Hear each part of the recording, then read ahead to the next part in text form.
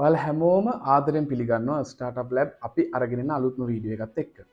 ඉතින් ඔයගොල්ලෝ හැමෝම දන්නවා වගේ මේ YouTube channel එකේදී අපි බලාපොරොත්තු වෙන ප්‍රධානම දේ තමයි මේ වෙනකොට බිස්නස් එකක් කරගෙන යන හරි. එහෙමත් නැත්නම් අලුතෙන් බිස්නස් එකක් ස්ටාර්ට් කරන් හිතන් ඉන්න අයට හරි. ඒගොල්ලොන්ට එයාලගේ මේ ඊළඟ ස්ටෙප් එක තියන්න ඒගොල්ලන්ට තියෙන බය නැති කරගන්න නම් අනිවාර්යයෙන්ම අපි දන්නවා හරි ප්‍රොපර් නොලෙජ් එකක්, ඒ කියන්නේ ප්‍රැක්ටිකල් නොලෙජ් එකක් ඕගොල්ලෝ අතරට එන්න ඕනි කියන එක. ඉතින් මේ channel එකේ අපි ප්‍රධාන වශයෙන්ම බලාපොරොත්තු වෙන්නේ ඔයාලට බය නැතුව ඔයාලගේ ගමන යන්න ඕනි කරන නොලෙජ් එක හරිම විදියට ඕගොල්ලොත් එක්ක ෂෙයා කරන එක. ඉතින් බිස්නස් එකක් කරගෙන යද්දී හැමෝම try කරන්නේ හැම වෙලේම එයාලගේ බිස්නස් එකේ sales වැඩි කරගන්න, එහෙමත් නැත්නම් එයාලගේ brand එකේ awareness එක තවදුරටත් මිනිස්සු අතරට ගෙනියන්න මේ වගේ දේවල් කරන්න. ඉතින් මෙන්න මේ හැම දෙයකටම ප්‍රධාන වශයෙන්ම අපිට පාවිච්චි කරන්න පුළුවන් method එක තමයි marketing කියලා කියන්නේ. හැබැයි මේ වෙනකොට අපිට ගොඩක් දුරකට තේරලා තියෙන දෙයක් තමයි මේ බොහෝමයක් දෙනා ව්‍යාපාර කරන බොහෝමයක් දෙනා මේ මාකටිං කියන දේ සෑහෙන දුරකට පටලගෙන ඉන්නේ. ඒ කියන්නේ මෙයාලා හිතන් ඉන්නවා මේ මාකටිං කියලා කියන්නේ කොයිම හරි විදියකින් තමන්ගේ ප්‍රොඩක්ට් එක මිනිසුන්ට ඔහේ නිකන් සෙල් කරලා දාන එක කියලා. හැබැයි මාකටිං කියලා කියන්නේ එතනින් එහාට ගිහපු සෑහෙන ගැඹුරු කන්සෙප්ට් එකක්. හරියටම මේ මාර්කටිං කියන දේ ඔයාගේ බිස්නස් මොඩල් එක ඇතුළට ඉම්ප්ලිමන්ට් කරගන්නවා කියන එකෙන් කියන්නේ ඔයාගේ ඔඩියන්ස් එකත් එක්ක සෑහෙන ගැඹුරු සම්බන්ධතාවයක්. එහෙමත් නැත්නම් රිලේෂන්ෂිප් එකක් බිල්ඩ් කරන එක. මොකද හැමතිස්සෙම මිනිස්සු ප්‍රොඩක්ට් පර්චේස් කරන්නේ නැහැ. නැත්නම් අපේ පාරිභෝගිකයෝ ප්‍රොඩක්ට් පර්චේස් කරන්නේ එයාලව ඉමෝෂනලි අපේ බ්‍රෑන්ඩ් එකත් එක්ක කනෙක්ට් වෙනවා නම් විතරයි. ඉතින් අපි මේ මාර්කටිං කියන දේ හැමතිස්සෙම පාවිච්චි කරන්න ඕනි ඔහේ අපේ ප්‍රොඩක්ට් එක නැත්නම් අපේ සර්විස් එක නැත්නම් අපේ සොලියුෂන් එක මොකක්ද කියලා මිනිස්සුන්ට කියන නිකම්ම කියලා දාන්න නෙවෙයි. එතනින් එහාට ගිහිල්ලා අපි කොහොමද මේ මිනිස්සුන්ගේ ලයිෆ් ස්ටයිල් එක, කියන්නේ එදිනෙදා මේ මිනිස්සුන්ගේ ජීවිතය පහසු කරගන්න අපේ බ්‍රෑන්ඩ් එකෙන් ඒගොල්ලන්ට දෙන උදව්ව මොකක්ද? එහෙමත් නැත්නම් එයාලගේ ලයිෆ් ස්ටයිල් එක එන්හෑන්ස් කරන්න අපි දෙන සපෝට් එක මොකක්ද කියන එක හරිම විදියට මිනිස්සු අතරට ගෙනියන. ඉතින් ඒ වගේම තමයි මේ මාර්කටිං පාවිච්චි කරලා අපිට අපේ බ්‍රෑන්ඩ් එකේ අවයර්නස් එක, එහෙමත් නැත්නම් අපේ බිස්නස් එකේ සේල්ස් සෑහෙන දුරකට වැඩි කරගන්න පුළුවන් ටෙක්නිකල් මෙතඩ්ස් තියෙනවා. ඉතින් අද වීඩියෝ එකේදී අපි කතා කරන්න යන්නේ මේ සයිකොලොජිකල් ෆැක්ටර්ස්, එහෙමත් නැත්නම් මේ සයිකොලොජිකල් ටෙක්නික් පාවිච්චි කරලා ඔයාගේ බිස්නස් එකේ සේල්ස් කොහොමද වැඩි කරගන්නේ, එහෙමත් නැත්නම් ඔයාගේ බ්‍රෑන්ඩ් එකේ අවයර්නස් එක කොහොමද වැඩි කරන්නේ කියන එක ඕගොල්ලන්ට ස්ටෙප් බයි ස්ටෙප් කියලා දෙන්න. ඉතින් පළවෙනිම සයිකොලොජිකල් මාර්කටිං ටිප් එක තමයි use the power of emotions කියලා කියන්නේ. ඒ කියන්නේ හරියටම මේ පාරිභෝගිකයන්ගේ හැඟීම් වලට තට්ටු කරන්න කියන එක. ඉතින් ඕගොල්ලෝ සෑහෙන දුරකට නොදන්න දෙයක් මම අද කියන්නම්. ඒ කියන්නේ පාරිභෝගිකයෝ විදියට මේ මිනිස්සු හැමතිස්සෙම යාළගේ purchasing decisions, ඒ කියන්නේ එයාලා මොනවා හරි භාණ්ඩයක් මිලදී ගන්නවා නම් මේ භාණ්ඩය මිලදී ගන්න ඕනි කරන තීරණය එයාලා ගන්නේ ගොඩාක් දුරට ඒගොල්ලෝගේ හැඟීම් වලට අනුගත වෙනවා. ඉතින් අර මේකට අපි තවත් සරලව කියනවා emotion drives decisions කියන. ඒ කියන්නේ හැමතිස්සෙම මේ හැඟීම් කියන දේ තමයි තීරණ ගන්න අපිව අරගෙන යන්නේ. ඉතින් මෙතනදී අපි ප්‍රධාන වශයෙන්ම ඔළුවේ තියාගන්න ඕන දෙයක් තමයි අපි බිස්නස් එකක් කරද්දී අපේ බිස්නස් එක වටේ එකතු වෙන මිනිස්සුන්ගේ අවධානය, විශ්වාසය අපේ පැත්තට ගන්න නම් හැමතිස්සෙම අපි කරන්න ඕන දෙයක් තමයි අපේ මාර්කටිං ස්ට්‍රැටජි එක ඇතුලේ එයාලගේ සතුට, එහෙමත් නැත්නම් එයාලගේ ට්‍රස්ට් එක, එයාලගේ අවධානය දිනා ගන්න පුළුවන් විදිහේ දේවල් try කරනවා. උදාහරණයක් විදිහට මම මෙහෙම කියන්නම්. ඒ කියන්නේ හිතන්න ඔයාගේ බිස්නස් එකේ ඔයා සෙල් කරනවා නම් මොනවා හරි ප්‍රොඩක්ට් එකක්, හැමතිස්සෙම ඔයා ඒ ප්‍රොඩක්ට් එක අරගෙන, හරිද? මේ ප්‍රොඩක්ට් එක තමයි මේ වෙනකොට ඉන්ඩස්ට්‍රි එකේ මේ සඳහා තියෙන හොඳම ප්‍රොඩක්ට් එක, අපි තමයි හොඳම වගේ දේවල් කියාගෙන යන්නේ නැතුව ඔයාට පුළුවන් නම් ඔයාගේ ප්‍රොඩක්ට් එක පාවිච්චි කරොත් මිනිස්සුන්ගේ ලයිෆ් එකට මොකද වෙන්නේ? හරිද? උදාහරණයකට එයාලගේ ලයිෆ් එක කොහොමද එන්හෑන්ස් වෙන්නේ කියන එක ක්‍රියේටිව් මෙසේජ් එකක් කරා මිනිස්සු අතරට ගෙනියන්න. ඉතින් උදාහරණයකට තවත් මේක සරල කරලා ගත්තොත් ඔයා බියුටි කෙයාර් ප්‍රොඩක්ට් එකක් විකුණනවා නම් උදාහරණයක් හිතන්න ඔයා ෆෙයානස් ක්‍රීම් එකක් විකුණනවා කියලා. මෙතනදී මේ ෆෙයානස් ක්‍රීම් එක ගැන ඔයා කතා කරන්න යන්නේ නැතුව, හරිද? ඒ කියන්නේ උදාහරණයට ඒකේ තියෙන ඉන්ග්‍රීඩියන්ට්ස් වෙන්න පුළුවන්, හරිද? එහෙමත් නැත්නම් ඒකේ ඔයා පාවිච්චි කරලා තියෙන වෙන මොනවා හරි දේවල්, ඒක හදලා තියෙන මෙතඩ් එක වෙන්න පුළුවන්. මෙන්න මේ දේවල් ගැන, ඒ කියන්නේ ප්‍රොඩක්ට් එක ගැන කතා කරන්නේ නැතුව ඔයාට පුළුවන් නම් මේ ප්‍රොඩක්ට් එක පාවිච්චි කරාට පස්සේ පාරිභෝගිකයින්ට ඇත්තටම මොකක්ද වෙන්නේ කියන එක උදාහරණත් එක්කම පෙන්වන්න. අන්න එතකොට මිනිස්සු ඔයා වටේ එකතු වෙන්න පටන් ගන්නවා. මොකද ඒ කියන්නේ ඒක රිසල්ට් ඔරියන්ටඩ් ප්‍රොඩක්ට් එකක් කියන එක මිනිස්සුන්ගේ ඔළුවේ ටික ටික බිල්ඩ් වෙන්න පටන් ගන්නවා ආගේ මේ ක්‍රියේටිව් මාර්කටිං මෙසේජ් එක හරහා. එතනදී ඇත්තටම ඊළඟට මිනිස්සු කරන දේ තමයි ඔයාගේ ප්‍රොඩක්ට් එක පර්චේස් කරනවාද කියන එක කන්සිඩර් කරන තැනට. ඒ කියන්නේ මේ කන්සිඩරේෂන් කියන ස්ටේජ් එකට මිනිස්සු નિરાයාසයෙන්ම එන්නේ. ඒ නිසා හැම වෙලේම පුළුවන් තරම් ඔයා try කරන්න ඔයාගේ ප්‍රොඩක්ට් එක ගැන, ඔයාගේ සොලියුෂන් එක ගැන, එහෙමත් නැත්නම් ඔයා දෙන සර්විස් එක ගැන කතා කරන්න යන්නේ නැතුව ඒ සර්විස් එක, ප්‍රොඩක්ට් එකේ සොලියුෂන් එක පාවිච්චි කරාම ඇත්තටම මිනිස්සුන්ගේ ලයිෆ් එකට මොකද වෙන්නේ? ඒක කොහොමද එන්හෑන්ස් වෙන්නේ? ඉතින් මෙන්න මේ දේ හැමතිස්සේම සයිකොලොජිකල් ෆැක්ටර්ස් පාවිච්චි කරලා මිනිස්සුන්ට ඒ කියන්නේ හැඟීම් වලට දැනෙන විදිහට හැමතිස්සෙම කතා කරන්න උත්සාහ කරන්න. ඉතින් දෙවනි සයිකොලොජිකල් ටිප් එක තමයි leverage social proof කියන්නේ. ඒ කියන්නේ හැමතිස්සෙම ඔයා හිතලා බලන්න, ඔයාගේ කෝණයෙන් බැලුවොත් එහෙම ඔයා ප්‍රොඩක්ට් එකක් පර්චේස් කරන්න යද්දී ඔයා ඒ ප්‍රොඩක්ට් එක පර්චේස් කරන්නේ පළවෙනි වතාවට නම්.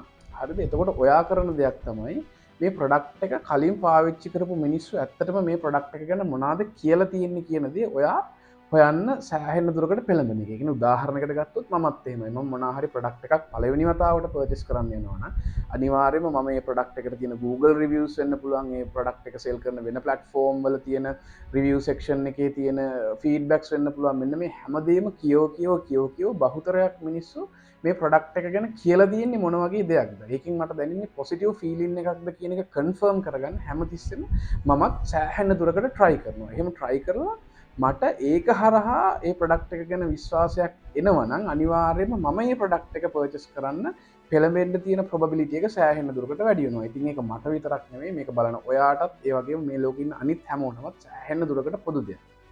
ඒ නිසා හැම වෙලේම ඔයාගේ මාකටිං ස්ට්‍රැටජි එක ඇතුලේ ඔයා කරන්න ඕන දෙයක් තමයි ඔයාගේ ප්‍රොඩක්ට් එක කලින් පර්චේස් කරපු මිනිස්සු ඔයාගේ ප්‍රොඩක්ට් එක ගැන මොනවද කියන්නේ කියන දේවල්, ඒක පෝස්ට් විදියට වෙන්න පුළුවන්, වීඩියෝ කන්ටෙන්ට් විදියට වෙන්න පුළුවන්, හැමතිස්සෙම නිතර ඔයාගේ ඔඩියන්ස් එකට පෙන්වන්න සලස්සන. ඉතින් මෙතනදි වෙන ප්‍රධානම දේ තමයි මේ දේවල් නිතර දකින්න මිනිස්සුන්ට ඔයාගේ ප්‍රොඩක්ට් එක ගැන තියෙන ට්‍රස්ට් එක ටික වැඩි වෙන එක. එතකොට මෙතනදී එතනින් එහාට ගිහිල්ලා ඒගොල්ලන්ට ඒ අවශ්‍යතාවය තියෙනවා නම් හරි, එහෙමත් නැත්නම් අනාගතයේදී ඒගොල්ලන්ට මේ අවශ්‍යතාවය ආවොත් ඒගොල්ලන්ට ටග් ගාලා ඔයාගේ බ්‍රෑන්ඩ් එක ගැන මෙමරයිස් වෙලා ඔයාගෙන් මේ ප්‍රොඩක්ට් එක පර්චේස් කරන්න තියෙන සම්භාවිතාව සෑහෙන දුරකට වැඩි වෙනවා. ඊළඟට අපිට අපේ බිස්නස් එකේ සේල්ස් ඉන්ක්‍රීස් කරන්න, එහෙමත් නැත්නම් බ්‍රෑන්ඩ් අවේර්නස් එක ඉන්ක්‍රීස් කරන්න පාවිච්චි කරන්න පුළුවන් සයිකොලොජිකල් මෙතඩ් එක තමයි මේ keep it simple කියන මෙතඩ් එක. ඒ කියන්නේ හැම වෙලේම හොඳට මතක තියාගන්න අපේ පාරිභෝගිකයෝ කියලා කියන්නේ මිනිස්සු. එතකොට මෙයාලට අපි අනවශ්‍ය තොරතුරු ගොඩාක් දීලා මෙයාලගේ ඔලු පුරවන්න ගියොත් එහෙම වෙන ප්‍රධානම දේ තමයි ඒගොල්ලෝ નિરાයාසයෙන්ම අපේ බිස්නස් එක, අපේ බ්‍රෑන්ඩ් එක, එහෙමත් නැත්නම් අපේ ප්‍රොඩක්ට් එක අවොයිඩ් කරලා දාන එක. මොකද මිනිස්සු හැම වෙලේම කැමති සරලව තමන්ට අවශ්‍ය දේ තමන්ට දැනගන්න පුළුවන් දේවල් එක්ක එන්ගේජ් වෙන්න. ඒ නිසා ඔයා සෝෂල් මීඩියා කැම්පේන් එකක් කරනවා නම් මේ කැම්පේන්ස් වලදී හැමතිස්සෙම ඔයා ක්‍රියේට් කරන සෝෂල් මීඩියා පෝස්ට් වෙන්න පුළුවන්, වීඩියෝස් වෙන්න පුළුවන්, මේ හැම දෙයක් ඇතුළෙම මේ මිනිමලිසම් කියන එක මේන්ටේන් කරන්න පටන් ගන්න. ඒ කියන්නේ අවශ්‍ය දේ විතරක් ක්‍රියේටිව් විදියට මිනිස්සුන්ගේ ඔළුවට දැනෙන විදියට මිනිස්සුන්ට දීලා ඒත් එක්කම ඒ සෝෂල් මීඩියා පෝස්ට් එකට සිම්පල් කෝල් ටු ඇක්ෂන් බටන් එකක් ඉන්ටිග්‍රේට් කරලා මිනිස්සුන්ව ඔයාගේ ප්‍රොඩක්ට් එක පර්චේස් කරන තැනට ඩ්‍රයිව් කරන්න ඔයා හැම වෙලේම try කරන්න. ඒ නිසා මේ වෙනකොට ඔයා කරගෙන ආපු මාකටිං කැම්පේන් එක තුල ඔයා සෑහෙන සංකීර්ණ දේවල් කතා කරා නම් හරි, මොනවා හරි කියන්නේ අනවශ්‍ය තොරතුරු, ඒ කියන්නේ කස්ටමර්ස්ලාට ඇත්තටම එයාලා ප්‍රොඩක්ට් එක ගැන අවශ්‍ය වෙන්නේ නැති තොරතුරු සෑහෙන දුරකට කතා කරා නම් ඒ දේවල් අඩු කරලා මිනිස්සුන්ට මේ ප්‍රොඩක්ට් එකේ අවශ්‍යතාවය ෆීල් වෙන විදියට මිනිමම් ඉන්ෆෝමේෂන් ටිකක් එක්ක මිනිස්සු අතරට යන්න හැම වෙලේම try කරන්න. ඒකත් එක්ක අනිවාර්යයෙන්ම බලන් ඉද්දි ඔයාගේ සේල්ස් වැඩි වෙයි, මිනිස්සු ඔයාගේ බිස්නස් එකත් එක්ක අනිවාර්යයෙන්ම එන්ගේජ් වෙන්න පටන් ගන්නවා.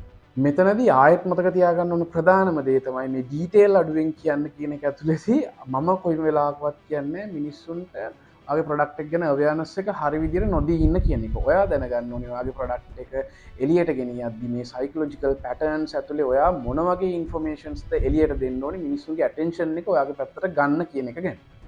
ඉතින් ඊළඟ සයිකොලොජිකල් ටෙක්නික් එක තමයි use color psychology කියලා කියන්නේ.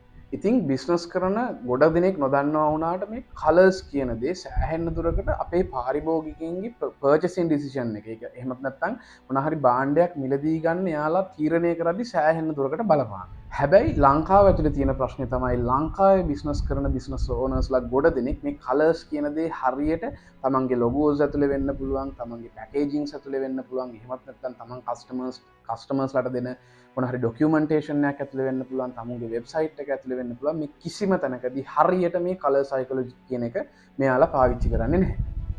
උදාහරණයකට මෙහෙම හිතන්නකො, ඔයා මොනාහරි එකෝ ෆ්‍රෙන්ඩ්ලි ප්‍රොඩක්ට් එකක්, එහෙමත් නැත්නම් මොනහරි ඕගනික් ප්‍රොඩක්ට් එකක් සෙල් කරන කෙනෙක් නම් ඔයා ඔයාගේ පැකේජින්ග්ස් වලට උදාහරණයකට හිතන්න ටිකක් සැර කලර්ස්, රතු පාට වෙන්න පුළුවන්, තැඹිලි පාට, කළු පාට වගේ දේවල් පාවිච්චි කරනවා නම් නිරායාසයෙන්ම මිනිස්සුන්ගේ ඔළුවේ ඔයාගේ ප්‍රොඩක්ට් එක පිළිබඳ තියෙන ට්‍රස්ට් එක නැති වෙලා යනවා. මොකද කලර් සයිකොලොජි ඇතුලේ කොළ පාට කියලා කියන්නේ හැමතිස්සෙම අපි අපේ ඒකෝ ෆ්‍රෙන්ඩ්ලි ප්‍රොඩක්ට්ස් වෙන්න පුළුවන්, එහෙමත් නැත්නම් එතනින් එහාට ගිහලා ඕගනික් ප්‍රොඩක්ට්ස් වෙන්න පුළුවන්. මෙන්න මේ දේවල් ගැන ට්‍රස්ට් එක ඇති කරන්න පාවිච්චි කරන කලර් එකක්. ඉතින් මේ කලර් එක පාවිච්චි කරන්නේ නැතුව අපි වෙන වෙන කලර්ස් පාවිච්චි කරනවා නම් ඇත්තටම වෙන්නේ ඒකෙන් මිනිස්සුන්ට අපේ ප්‍රොඩක්ට් එක ගැන තියෙන ට්‍රස්ට් එක කියන දේ ටික පල්ලෙහාට යන්නේ. ඉතින් මෙතනදී මම ඔයාලට තව ඉමේජස් කිහිපයක් මේ කතාබහ යන අතරතුරේ පෙන්වන්නම්. ඉතින් මේ ඉමේජස් එක්ක ඔයාලට තේරෙනවා ඇති ඒ කියන්නේ මේ කලර්ස් කියන දේවල් වලින් රිප්‍රසන්ට් වෙන්නේ මොන ෆීලිංග්ස්ද කියන එක. ඒ කියන්නේ උදාහරණයකට නිල් පාට කියන එකෙන් විශ්වාසනීයත්වය. එතනින් එහාට කොළ පාට කියන එකෙන් සෞඛ්‍ය සම්පන්න බව. මේ වගේ මේ හැම කලර් එකකින්ම රිප්‍රසන්ට් කරන මොනවා හරි මැසේජ් එකක් තියෙනවා. ඒ කියන්නේ හැමතිස්සෙම මේ කලර්ස් වලින් අපි මිනිස්සුන්ගේ තට්ටු කරන ඉමෝෂන් එකක්. මේ නිසා හරියට මේ කලර්ස් අපේ බිස්නස් එක ඇතුලේ පාවිච්චි කරන එක සෑහෙන්න දුරකට සෑහෙන්න ඉම්පෝටන්ට් වෙනවා. අපේ බිස්නස් එක මිනිස්සු අතරට ගෙනහිල්ලා මිනිස්සුන්ට මේ ප්‍රොඩක්ට් එක පර්චේස් කරන තැනට මිනිස්සුන්ගේ ඔළුව හදන්න. ඉතින් දැන් ඔයාලට තේරෙනවා ඇති මේ කලර්ස් කියන දේ මොනතරම් දුරට ඔයාගේ බිස්නස් එකේ සේල්ස් වැඩි කරන්න බලපානවද කියන එක. ඉතින් ඊළඟට අපේ බිස්නස් එකේ සේල්ස් වැඩි කරන්න අපිට පාවිච්චි කරන්න පුළුවන් සයිකොලොජිකල් මාකටිං ටෙක්නික් එක තමයි create sense of scarcity කියලා කියන්නේ. හොඳට මතක තියාගන්න මිනිස්සු විදියට අපි හැමෝම අපිට තියෙන දේවල් නැති වෙනවට හරිමත් නැත්නම් අපිට මොනවා හරි chance එකක් මිස් වෙනවා වගේ දැනෙනවා නම් අපි අනිවාර්යයෙන් මේකට බය වෙලා ඒක අපිට නැති නොවන තැනට අපිට කරන්න තියෙන එහෙමත් නැත්නම් අපිට ගන්න තියෙන ඇක්ෂන් එක අපි ඉමීඩියට්ලි ගන්න try කරනවා හැම වෙලේම. ගොඩාක් දුරට ඔයා දැකලා ඇති ගොඩාක් කම්පැනිස් කාලෙන් කාලට මේ ලිමිටඩ් ටයිම් ඔෆර්ස් එහෙමත් නැත්නම් ලෝ ස්ටොක් ඇලර්ට් වගේ මෙන්න මේ වගේ ටෙක්නික්ස් පාවිච්චි කරනවා එයාලගේ බිස්නස් එකට මිනිස්සුන්ගේ ඇටෙන්ෂන් එක ගන්න. මොකද ලිමිටඩ් ස්ටොක් එකක් කියලා කිව්වට පස්සේ ඔයා හොඳටම දන්නවා ඒකේ ප්‍රොග සීමිතයි. ඒ කියන්නේ උදාහරණයකට හිතන්න ක්වොන්ටිටි එක 50ක් නම් තියෙන්නේ 50න් එහාට මේ මොඩල් එක නෑ කියන එක තමයි යාලා එලියට මැසේජ් එකක් විදිහට ගෙනියන්නේ. එතකොට මිනිස්සු try කරන දේ තමයි අනිත් කාගේවත් ළඟ නැති දෙයක් පුළුවන් තරම් ඉක්මනට එයාලගේ සන්තකයට ගන්න. එහෙමත් නැත්නම් එයාලට අයිති කරගන්න එයාලා අනිවාර්යයෙන්ම මේ ප්‍රොඩක්ට් එක පර්චේස් කරන්න try කරනවා. කියන්නේ අනිත් හැමෝටම කලින් මෙයාලා මේක Tamanට අයිති කරගන්න try කරනවා.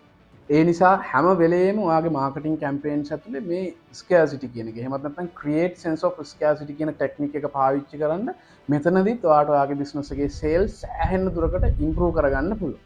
ඉතින් මේ වෙනකොට ඔයාට තේරෙනවා ඇති ඔයා දැනගෙන නොහිටි. හරිද? ඒ කියන්නේ මේ සයිකොලොජි කියන දේ හරියට පාවිච්චි කරොත් අපිට කොහොමද අපේ බිස්නස් එකේ sales improve කරන්න පුළුවන් කියන එක. එහෙමත් නැත්නම් අපේ බිස්නස් එකේ brand awareness එක කොහොමද අපිට උඩට ගන්න පුළුවන් කියන එක. ඉතින් ඇත්තටම ලංකාව ඇතුලේ නම් මම දැකලා නැහැ මේ වගේ දේවල් මේ ඔක්කොම දේවල් පාවිච්චි කරන බ්‍රෑන්ඩ්ස් කිසිම තැනක. ඒ කියන්නේ create sense of scarcity වගේ මොනවා හරි psychological techniques පාවිච්චි කරන companies තිබ්බත් මේ අනිත් හැමදේම ඔක්කොම එකට අරගෙන එක තැනකට එකතු කරලා තමන්ගේ brand එකට implement කරලා තියෙන කිසිම තැනක් මම හරියට මම තාම දැකලා නැහැ. ඒ නිසා ඔයා අදින් පස්සේ හැමතිස්සෙම මේ දේවල් එකින් එක ඔයාගේ brand එක ඇතුලේ implement කරන්න try කරන්න.